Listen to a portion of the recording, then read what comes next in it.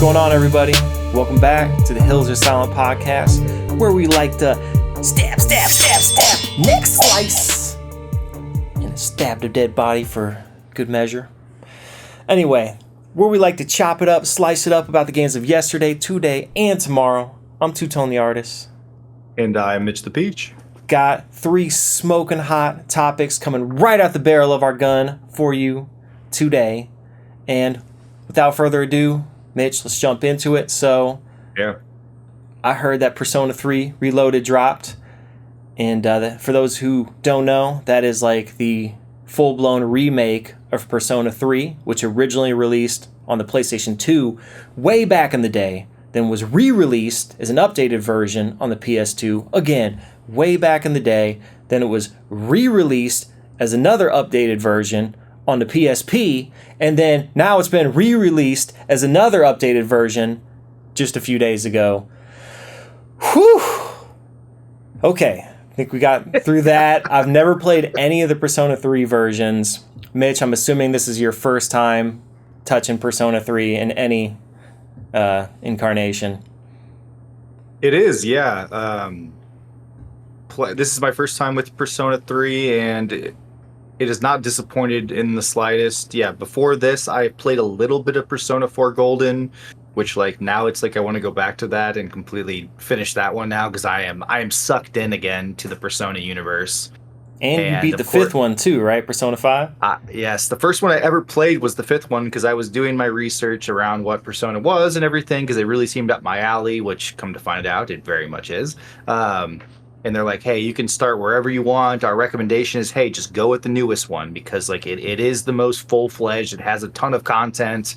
And the stories they're all different in each one of them. So, and they do a good job of explaining what personas are, and you don't really have to jump in at the first game or anything like that. So yeah, I put over 100 hours into the 5th one and beat it once upon a time. And that was the quickest 100 hours I think I've ever put into a video game because I was addicted from the start. Because me and my Japanese RPGs, I love the loop of leveling up characters and building social relationships and doing all the things that you do in RPGs. Yeah, and that was you playing through just Persona 5, right? Not the updated re-release Persona 5 Royal. It was just the base game. Yeah, just the base Persona 5 was over 100 hours, and I have not played Royal, and I mean, it's hard to justify going back and doing a game over again just for a little. I mean, they did add a decent amount of content into it. Don't get me wrong, but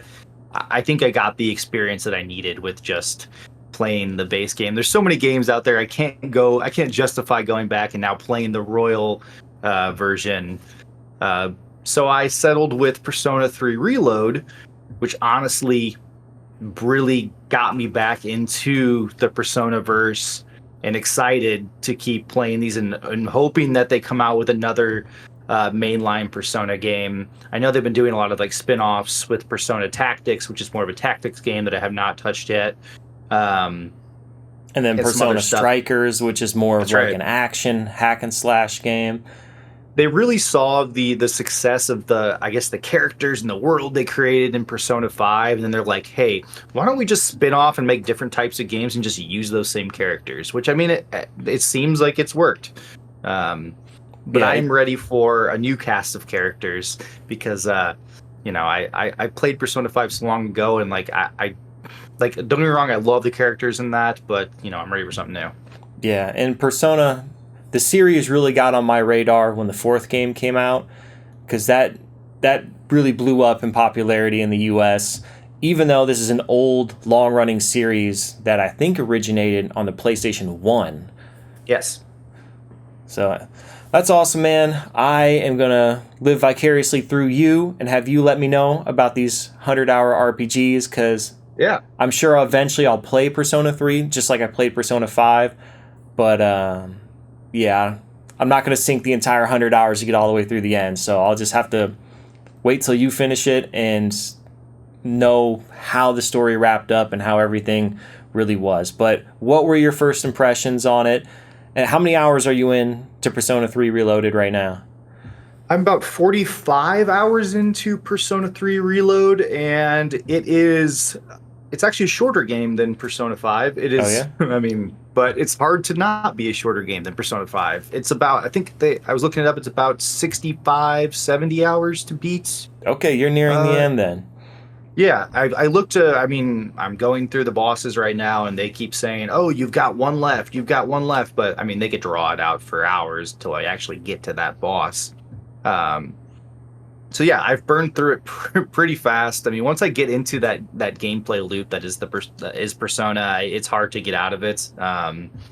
It is a very addicting loop, but really enjoying it though. I mean, obviously, I'm burning through the game really quick, and I want to say I know kind of what we want to talk about is to compare it from Persona 3 Reload compared to Persona 5. Because they actually did add some features into Persona 3 Reload that they did not have in Persona 3 Portable on the PSP, and then just Persona 3, the base version.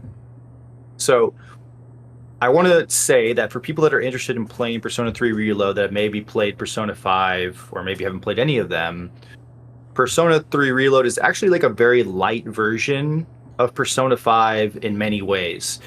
So I think it's actually a really good starting point for people that might feel overwhelmed with the 100 plus hours and so much to do and just almost an overwhelming amount of like things to think about and have to learn in the Personaverse.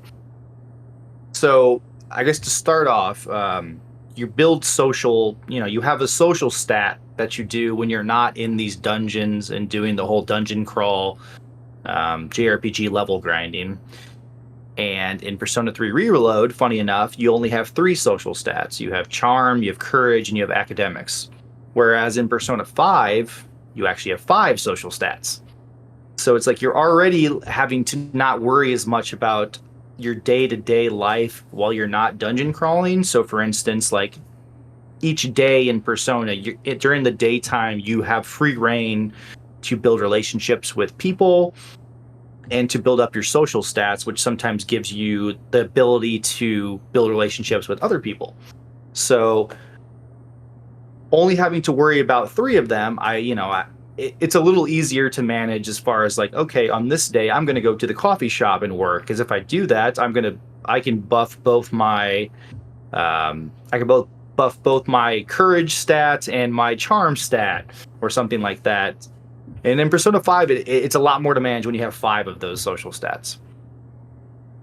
And so Persona 3 also has, when we go into the night, obviously the nighttime in Persona 3 and Persona 5 is more of the dungeon time. That's when you can actually go into the dungeons and start, making your way through basically the main scenario of the game.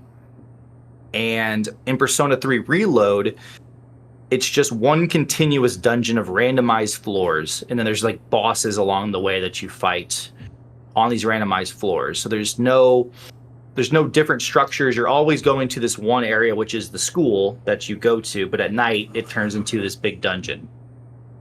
In Persona 5, each one is a unique building that you are going to, and it is way more massive as far as like how you are moving about these dungeons and the boss that you are fighting. So in Persona 5, you're not only, running into monsters that you have to attack, and you also are facing against obstacles like puzzles and other unique mechanics that are in these dungeons that Persona 3 Reload doesn't have. A lot of the things in Persona 3 Reload is just going up a floor, running around, finding monsters, and then going up to the next floor. Whereas Persona 5, these dungeons are like vast, unique. They have bosses on each of them that are very, very different. And each are like voice acted, and they are. Whereas Persona 3, like a lot of the monsters are very repetitive and not as much unique as Persona 5. So when I say a light version, like everything is, I guess there's just not as much detail into it as there is in Persona 5, which I think is fine. I mean, Persona 5 does a great job of like every single monster that you face in the dungeon is going to be different than the last.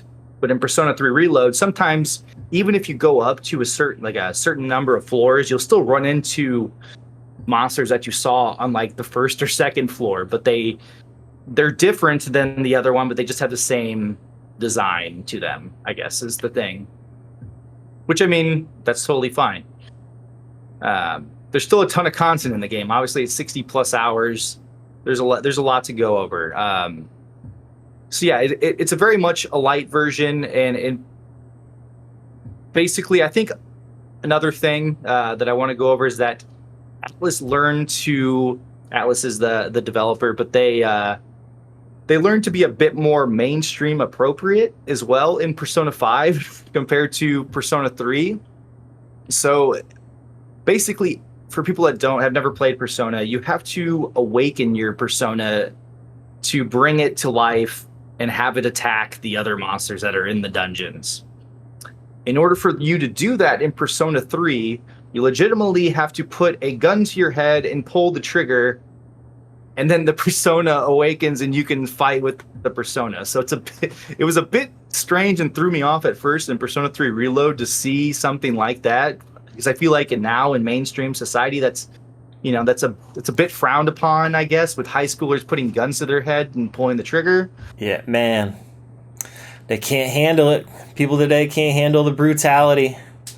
No. So in Persona 5, they completely did away with that. There is no like action to do that. The personas just come out like without you having to do anything. So yeah, I mean, obviously they in Persona 3 Reload, they do like, I don't know if they added this for Reload, but they do like say, hey, the gun is not loaded. There's nothing in here. This is just the action of awakening the persona. I'm sure they added that in for this Reload remake. That probably wasn't in the original. Anyway, if anybody knows, any listeners, let us know. Did they have that warning in the original game? Yeah, so to tie it all up and kind of wrap a bow around this, Persona 3 Reload is, it's an amazing game. It's an amazing jumping off point. It is, the gameplay loop is the exact same as Persona 5. During the day, you have the ability to build relationships with the characters that are in the world, and it's important to build those relationships because each one of those people are tied to one of the persona archetypes. So there's a bunch of archetypes within both Persona 5 and Persona 3. So for instance, there's like, I don't know, Tower, there's Hanged, there's Death, there's Lover, there's I don't know, there's a ton of other ones that are just like, but there's always a character within the world of Persona that is that archetype that you want to build relationships with. Because when you build relationships with them, you get more powerful personas because of your relationship with said person. Which I think that's totally a metaphor for real life, because it's like the more people you know and interact with in life, they do have an effect on your personality or your persona. And I also liked in Persona 5, they talk about how your persona is kind of the alternate you that you can express yourself in. TwoTone the artist, could be my persona, I suppose. But yeah, when I was playing through Persona 5 and they were explaining all that stuff, I was like, damn, this is deep, man. They're like really going into human psychology here and in socialization. And they do a way better job of that in Persona 5 than 3. Because like in Persona 5, like I was actually just watching cutscenes before we got on the podcast because I hadn't seen Persona 5 in a while and I was curious. But like there is a full-fledged cutscene of like, the internal battle that this person is going through to awaken their persona and, and getting over, whatever hardship that they have in their life to, bring out this persona that can help them and, guide them. And so it is really freaking deep. And they do a really good job with those animated cutscenes in Persona 5. And I do miss that because there are some cutscenes in P3 Reload, but it's nothing compared to like the deepness and they really put a lot of detail into the Persona 5 ones for each character that awakens. Yeah, pretty crazy. Nice. All right, man. Any last words on the Persona games you've been playing? No, I mean it's so hard to bring all the detail and say it all in a, in an hour-long podcast that we're only devoting a specific amount of time to. There's just so much in it that I haven't even explained. But for those who really want to play a Persona game, you are totally fine jumping off with Persona 3 Reload or Persona 5 or even Persona 4 Golden. I mean, I think they're all charming in their own ways. They all have I have to give a shout out to their music though, because the music is fantastic. It's one of the things that just drew me in right away to those games because, oh my gosh, like even during work, I found that Atlas has a whole artist playlist on Spotify, and I just jam to that music while I'm working because it's all instrumental stuff for the most part, but like it's like really like boppy instrumental stuff. So I'm just kind of jamming while I'm working, and yeah, I don't know. Great series, great games. Play them, give them a try. Even if you don't sink all the hours into them, just experience them and see how they are. Yeah. All right, man. Next up, so this has been in the news recently that Microsoft has announced that some Xbox exclusives, and I use that loosely, are now becoming unexclusives. Or in other words, they're putting them on other platforms. So Mitch, I think you've got the list of what is being released on other platforms, because they did announce that. They did eventually come out and say, hey, and these are the specific games that we're going to put on PS5 or Nintendo Switch, so on and so forth. So yeah, I'll let you elaborate on that. Yeah, before I jump into the exact games, I was following on Twitter or X. I'll never call it X. It's just going to be Twitter to me. But there was a lot of heavy rumors from game journalists that I respect and follow, basically saying, hey, like Xbox is going to be bringing console exclusives over to PlayStation. They don't even, nobody cares about Nintendo Switch apparently, because like the people were fired up, like social media fired up, because they're bringing it to PlayStation. Like, what the heck? Like, why would they do such a thing? Xbox is dead. They're never going to create another console again. They're just going to port all their games over to PlayStation and stop making consoles, without having like any background information or anything as to why they were doing it or the benefits of doing something like that. So I thought it was interesting seeing the rumors come out first, which actually prompted Phil Spencer, who's the lead at Xbox, to release a tweet and say, hey, we're going to talk about this next week during our regularly scheduled like conference that they had. I think it was like the Xbox podcast that they talk about it. He's like, just hold tight, like it's gonna be fine, kind of thing, trying to like tone down the Xbox fanboys who are really having a tough time grasping the rumors that were out there. So rolls around and the Xbox podcast is released, and basically the rumors were true that Xbox is going to bring some of their quote unquote exclusives to PlayStation and Nintendo Switch. And those four, and I played 3 of the 4, and I want to play the 4th one. But the first one that I've not played is Pentiment. The second is Grounded. The third is Sea of Thieves, which is probably one of my favorite, ongoing updated games. And then Hi-Fi Rush, which was probably one of my favorite games I played in 2023, period. So some pretty heavy hitters that, were console exclusives for a time, but I don't know.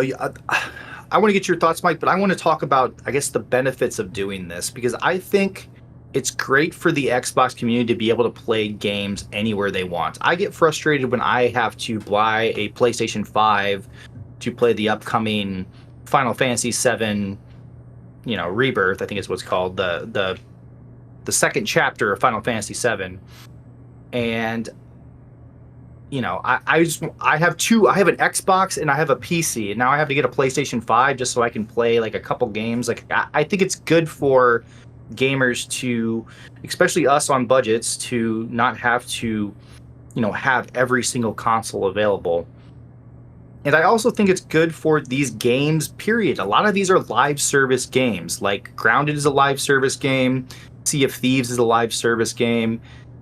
And I think if there's more players that are playing these types of games, these games are going to have longer lifespans, more updates, more content, and they aren't going to be abandoned, as quick, as the player base drops. You were smiling, Mike. What were you seeing over there? This Pentiment game looks weird, man. Yeah, the art style is goofy, but it looks. I have to play it though, just because it's so interesting. Yeah, there was a scene in the trailer where this couple was getting it on, and then a nun walked in the room, and the nun was like, "What are you doing?"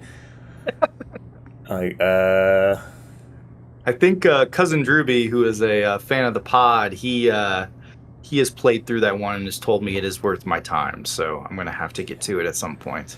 yeah, never even heard of this one. I will say this, like all this fuss about this, and all these games are on Steam, so it's not. I don't know when they released all these on Steam, but they weren't necessarily Xbox exclusives to begin with. They were just console exclusives, but I mean, there's a lot of us that at least own one console and a PC, so like it doesn't really, I don't know, it doesn't phase us to the point where like I've never been like a fanboy who is like, Team Xbox all the way, like, you can't do anything on PlayStation, like there's no point of having that, like I don't know, I just want to play games if they're good. I don't care where they are. Yeah, and really the feel of consoles being like very individual is kind of going away. Like I remember PlayStation 1 and Nintendo 64, completely different vibe playing those two consoles. Oh, yeah. Controller was completely different. The way the graphics displayed was completely different. They each had their own look to it. And then the PlayStation 2, Xbox, and GameCube, those three consoles had a pretty distinct vibe. And then we got the Xbox 360 and the PlayStation 3, where things were slowly starting to become more uniform, I guess to say. And then the PlayStation 4 and Xbox One, I mean, those consoles are practically interchangeable. I mean, obviously their operating systems and their menus are different, but both of those consoles had largely the same library with just a small subset of exclusives. And then here we are with PS5 and Xbox Series X and PC, and I mean, it's just, other than some minor differences, it's just slowly going to just everything being so uniform these days. So yeah, it's kind of, it's I think, in my opinion, the console fanboying should kind of be going away at this point, because there's not a whole lot, not a whole lot of dedicated things per console. And there's also just not a lot of exclusives. I mean, I feel like this generation of consoles, there has not been that many console exclusives for both PlayStation and Xbox for the most part. If we're going to go there. I mean, they've been talking about already going to the next generation of consoles when they haven't even released any games for the current one. Exactly. And another thing... Let me go back one. I wanted you talk about like the going back to like the PlayStation 1 versus the N64. I remember as a kid, like my buddies and I are in the backyard hanging out, and we read our gamer magazines, and we're like, okay guys, like, well, which one are you gonna get? Is it gonna be the Xbox? Microsoft's bringing this new Xbox. Is it gonna be that, the PlayStation 2, or is it gonna be the GameCube? Like, we had a group of friends that were like duking it out, trying to be like, all right, which one's gonna be the one that we have to all get? Like, we had to like choose which one to, and that was just a big thing that I remember as far as like the real start to me as a kid, the I guess the battle of the consoles. But like, they were all very different in their own way. And I mean, yeah, I think the only one really trying to be unique anymore is Nintendo. Yeah, and that's where that Nintendo tax comes in with everything that they do. Yeah. But yeah, I think it's great that these games are coming on new consoles. It seems to be, like, it used to be an exclusive was forever locked on that console. But now, with advances in the internet and just technology in general, stuff just keeps constantly getting re-released. Like, even games on the last generation are re-released on this generation as quote-unquote remasters. And Microsoft's probably looking at it like, everybody that's going to buy this game on Xbox has already bought it. And I'm sure sales of these games have begun to stagnate. So it is wise at that point to, okay, we've already tapped into our entire Xbox audience. Let's now tap into the PC game audience or the Nintendo Switch audience or the PlayStation audience. So it almost does make more sense to do like timed exclusives. Well, it kind of leans into what I say too, because like obviously for Grounded and Sea of Thieves, for instance, these are live service games. Like these are games that are like continually going on, updating, putting new content in.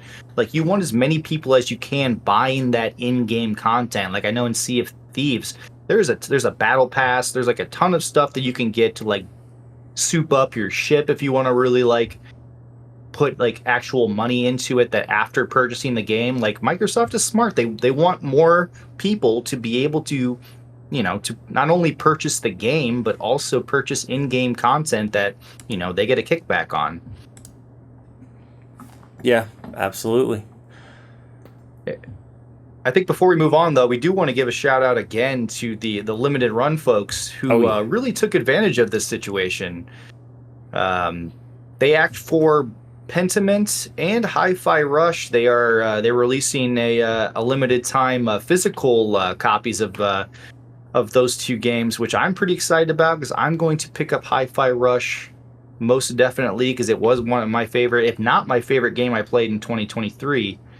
And the cool thing is with those physical games, like Mike always says, I think I looked at Pentiment's price and it was like $35 if I wanted the physical copy of that. And I think that's pretty reasonable for something that's really a limited supply.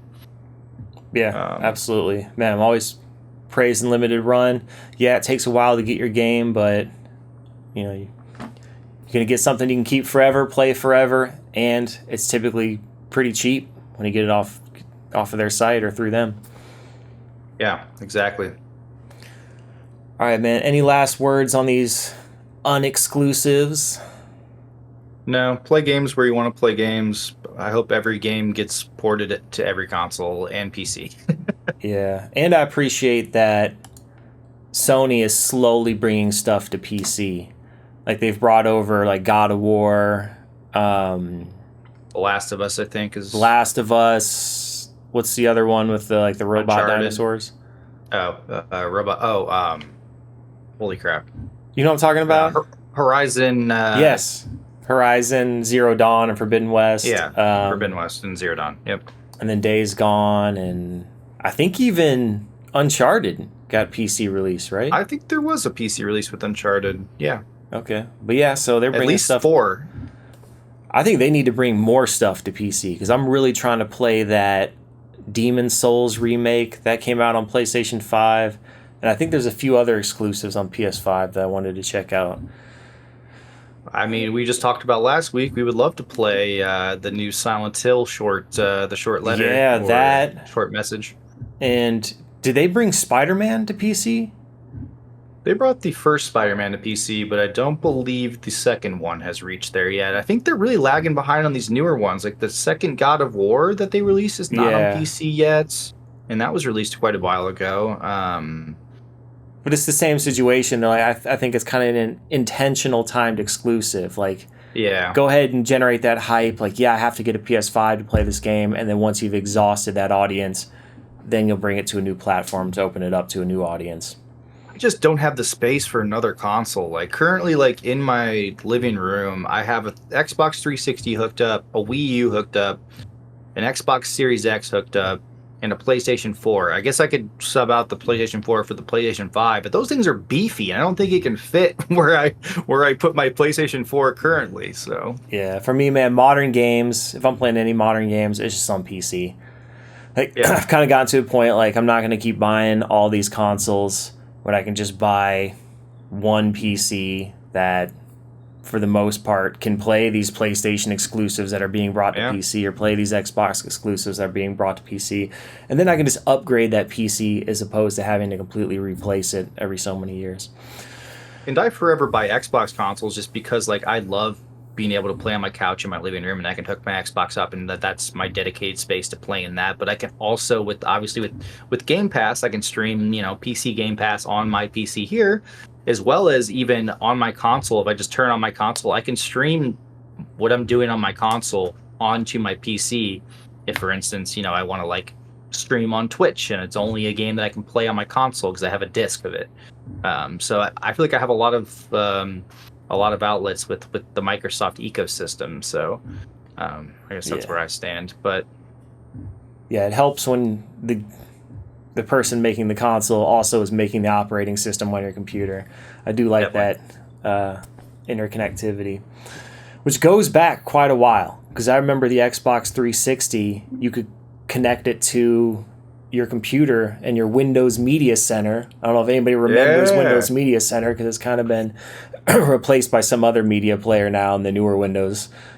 But anyway, yeah, you could do that. You could like stream movies and music to your Xbox 360 in the living room through that. I never used it, but it was still cool that it was possible. I just thought about that. Anyway, I loved burning CDs to my original Xbox or my 360. Like you could like upload your burnt discs to that, so you like could like just hit play and play your music from your OG Xbox or 360. So I'm playing some Halo 2, but I got my playlist going on, and yeah, I thought man, that was the coolest thing. custom soundtracks, which I wouldn't be surprised if that still exists today.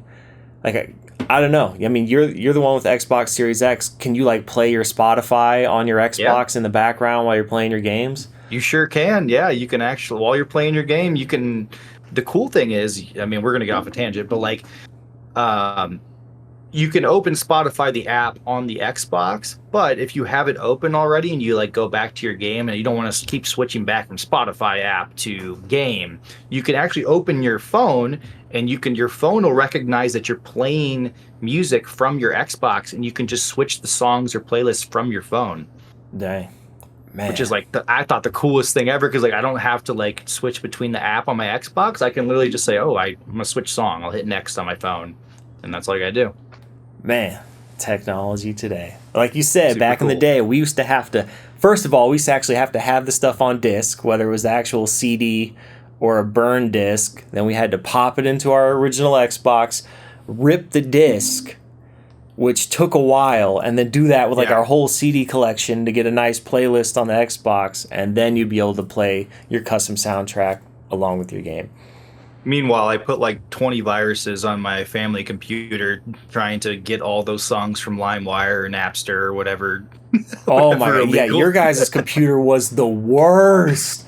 Oh, I remember going over there and trying to use your computer, and it would take like 20 minutes just to load, to even start. You turn the computer on, log in, and then so many like adware, viruses, Trojans were trying to load all at startup at the same time that it just brought the computer to its knees, just to a crawl.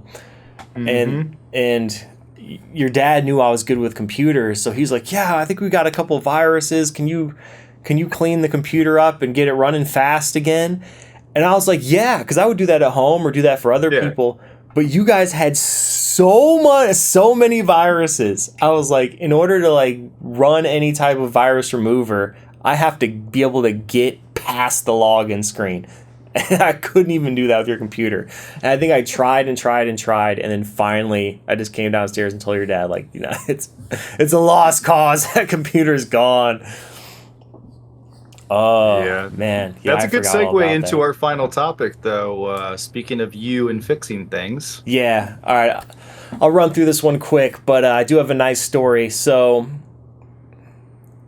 this, I guess I'll start from the very beginning, because this goes farther back. So in 2019, I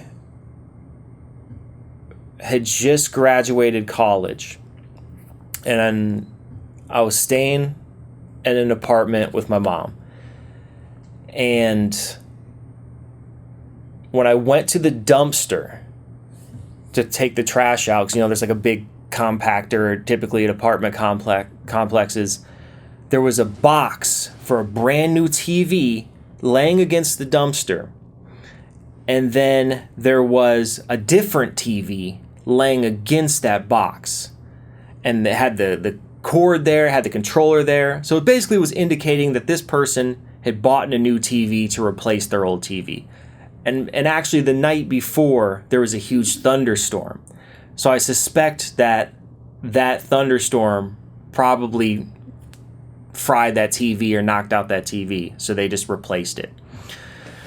So, as I mentioned, I just graduated college, And in my last semester for my embedded systems class, I literally built a robot. So I was like high on confidence when it came to electronics. And I was like, you know what? I bet you I could repair this TV. So I ran home, got my car, went back to the dumpster, and loaded into my car. It was a 65-inch TV. It was huge. It was a Samsung. I looked it up on my phone. It was less than a year old, and it was like a real expensive model. TV was so big I couldn't even shut the door to my car. So I'm driving back to my apartment with the door open and this big TV hanging halfway out my car. I get home, bring it inside. My mom's like, "Whoa, where'd you get this TV from?" I was like, "Before you get too excited, it doesn't work, but I'm gonna try to repair it." So for the next like week and a half, I just learned everything I could about what are the common things that go wrong in TVs, how do you repair them, what are the symptoms. I watched YouTube videos, went through TV repair forums, just familiarized myself with flat screen TVs in and out, just what are all the components and stuff. So for the next couple of weeks, I was trial and error trying to get this TV working. And then one day, my mom was out doing something, probably running some errands or something, and I got it working.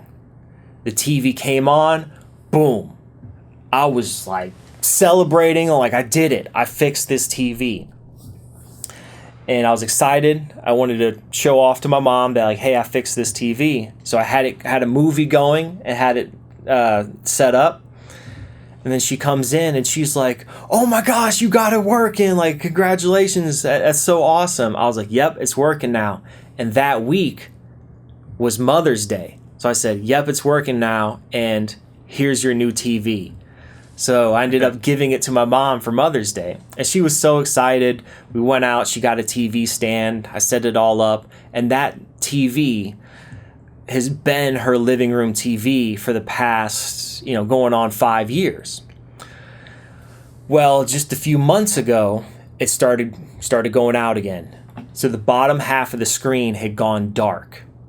But just from what I remembered from all the TV repair stuff that I had researched, that typically means that the LED strips that are in the back of the TV that illuminate the picture have burnt out. And that's not that big of a deal. You can replace those. So my mom knows, I got a full-time job now, family life, a lot of stuff going on. She's like, "You're really busy now.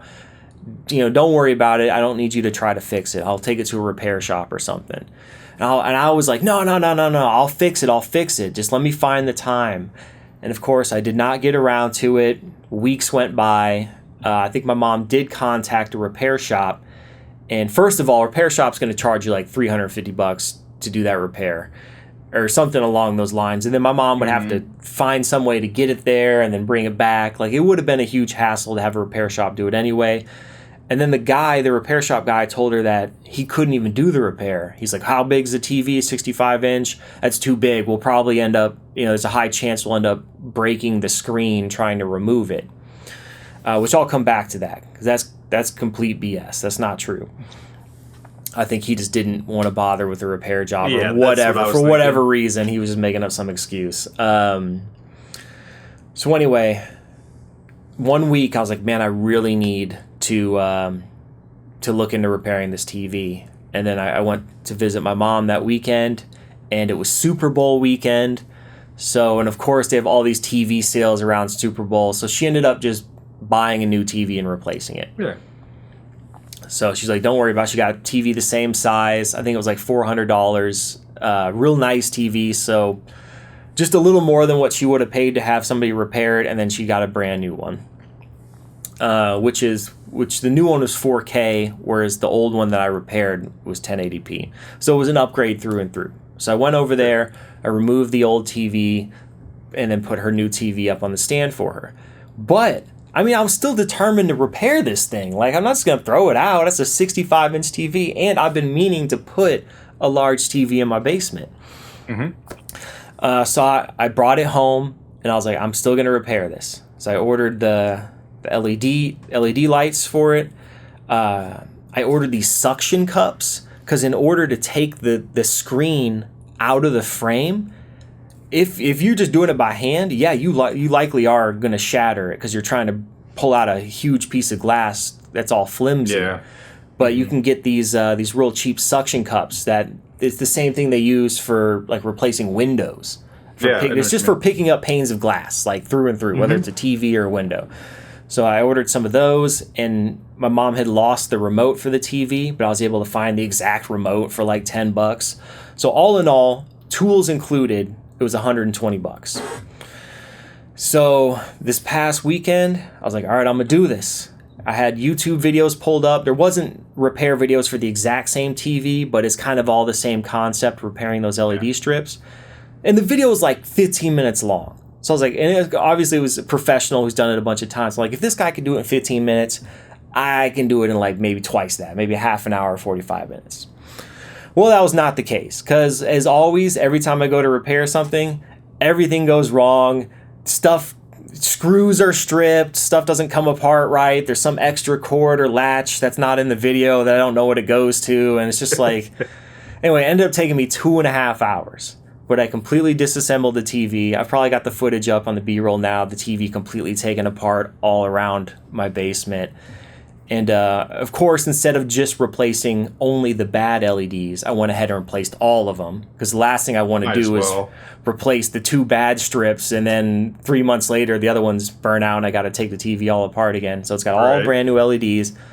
Put everything back together, and that pane of glass did not break. It was so easy to take out with those suction cups and set to the side. So if that guy was, quote unquote, a professional TV repairman, I don't know what he was talking about, saying that the glass was potentially going to break. There was no issue. Anyway, got it all plugged back in. Bam, came right on. Picture was nice and bright and beautiful. And went out that night, got a cheap wall mount, and now it's hanging up in my basement, which is slowly becoming the man cave. It's hanging right above my CRT TV. So I got the old CRT TV, and then this big, beautiful 65-inch above it. There you go.